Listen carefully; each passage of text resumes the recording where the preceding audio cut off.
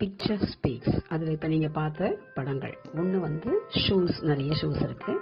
இன்னொரு பக்கம் ஒரு யங் சாப் ஒரு இதில் உட்காந்துருக்காரு வீல் சேரில், இல்லையா? ஸோ இந்த பிக்சரை பார்க்கும்போது உங்களுக்கு கண்டிப்பாக ரெண்டுமே ரிலேட் பண்ணி எதை சொல்ல போகிறோம் அப்படின்னு தெரியுது, இல்லையா? நம்ம வந்து ஒரு ப்ராவர்ப் இருக்குது, செருப்பு இல்லாதவங்க கால் இல்லாதவங்களை பார்த்து நம்ம மனசை சந்தோஷப்படுத்திக்கணும் அப்படின்னு. அப்படின்னா என்னென்னா கண்டென்ட்மெண்ட் அப்படிங்கிறது. Contentment is the secret of happiness. நம்மக்கிட்ட இல்லாததை நினச்சி நம்ம வருத்தப்படுறதை விட்டுட்டு நம்மிடம் இருக்கின்ற அனைத்து அம்சங்களையும் நம்ம வந்து நினைக்கணும் அப்படிங்கிறது தான் அதோட பொருள். Contentment is the secret of happiness.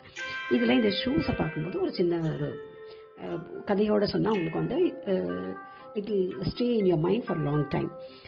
ஒரு பையன் வீட்டில் வந்து ரொம்ப கலடா பண்ணுறான், எனக்கு வந்து ஷூஸ் வாங்கி தரீங்களா, எல்லாரும் பாருங்கள் என்னென்ன அழகழகாக ஷூஸ் போடுறாங்க, ஒரு நாளைக்கு ஒரு ஷூ போட்டு வராங்க, ஒரு நாள் ஸ்போர்ட்ஸ் ஷூ போட்டு வராங்க, ஒரு நாள் ஆர்டினரி ஷூஸ் போடுறாங்க, டிஃப்ரெண்ட் டைப்ஸ் ஆஃப் ஷூஸ் எல்லாம் அபவ் 1500 4000 வாங்குறாங்க. நீங்கள் எனக்கு வந்து இந்த ஆர்டினரி செப்பலை வாங்கி கொடுத்துருக்கீங்க அப்படின்னு சொல்லிட்டு அவங்க அப்பா அம்மாட்ட சண்டை போடுறோம்.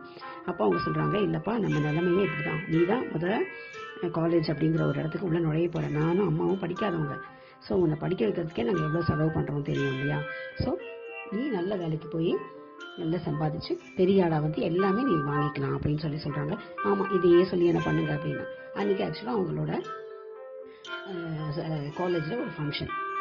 அதனால அவன் வந்து ரொம்ப எக்ஸ்பெக்ட் பண்ணுறது இது பசங்களோட குணம் இல்லையா?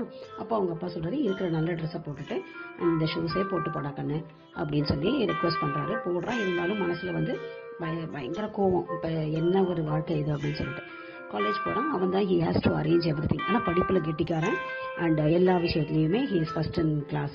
ஸோ அவன் போய் ரெடி பண்ணுறான் எல்லாத்துக்கும்.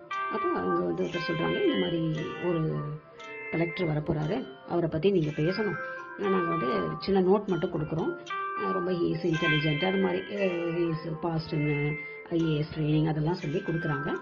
அதுக்கப்புறம் வெல்கம் பண்ணுறது நீ தான் முன்னாடி நின்று வெல்கம் பண்ணணும் அப்படின்னோடனே ஹி வாஸ் வெயிட்டிங் வந்து ஹாலுக்கு முன்னாடி நிற்கிறான் அவங்களோட ஃப்ரெண்ட்ஸோடு சேர்ந்து பொக்கையெல்லாம் வச்சுட்டு. அப்போ ஒரு வீல் சேரில் ஒருத்தர் வராரு. கொஞ்சம் நேரம் அப்படியே ஷாக் ஆகிட்டான். அவரையே பார்த்துட்ருக்கான். அவர் சிரிச்சுக்கிட்டே வர்றாரு. High young chops, how are you all அப்படிங்கிறாரு. இவனால் ரிப்ளை கூட பண்ண முடியல. அவரை பார்க்குறாரு, அவனை காலை பார்க்குறாரு, அப்படியே கொஞ்ச நேரம் நிற்கிறான். அதுக்கப்புறம் இன்வைட் பண்ணிட்டு போகிறாங்க. அது வேறு யாரும் இல்லை, இந்த 29 year old எம்ஏ பண்ணவர். அவர் ரஷ்யன் லாங்குவேஜில் ஜவஹர்லால் நேரு யூனிவர்சிட்டியில் பண்ணுறாரு. But he cleared is IAS இந்த ஃபஸ்ட் அட்டெம்ப்ட்.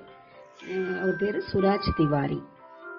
அவர் வந்து காலேஜ்லேருந்து வரும்பொழுது ஹி மெட் வித் அன் ஆக்சிடென்ட் ஒரு ரயில்வே ஸ்டேஷனில். So he lost both the legs, இந்த அபவ் த நீ வந்து மட்டும்தான் இருக்குது. அதுக்கப்புறம் ரைட் ஹேண்டில் கொஞ்சம் எல்போ இதெல்லாமும் இதுவாகிடுச்சு. பெட் ரிடனாக இருந்திருக்காரு.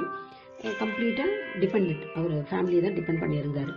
ஆனால் ஹி மைண்டும் he did not get any affected by this accident.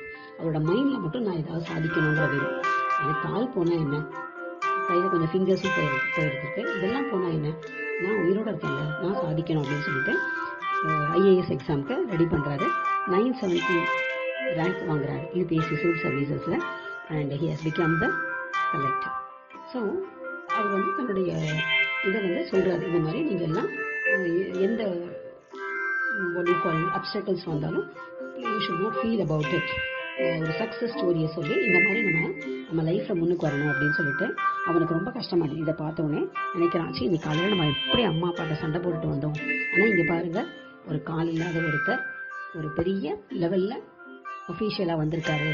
And the way he speaks, அந்த வே ஹி பிஹேவ்ஸ், எவ்வளோ வந்து டவுன் டு அர்த் பர்சனாக இருக்காரு. நம்ம இனிமேல் இப்படி தான் இருக்கணும், நம்ம படிப்பு இதை தான் கொடுக்கணும் அப்படின்னு நினச்சிட்டு வீட்டுக்கு போகிறோம். இது வந்து ஆக்சுவலாக the story is made simply. ஏன்னா இந்த சுராஜ் திவாரியை பற்றி நம்ம மனசில் நிற்கணும்னா ஒரு கதையோடு சொல்லும்போது தான் நிற்கும் இல்லையா? So let us all be like Suraj Tiwari to face any obstacles, face challenges in life, to come up in life. அது அந்த ஒரு வார்த்தை தான்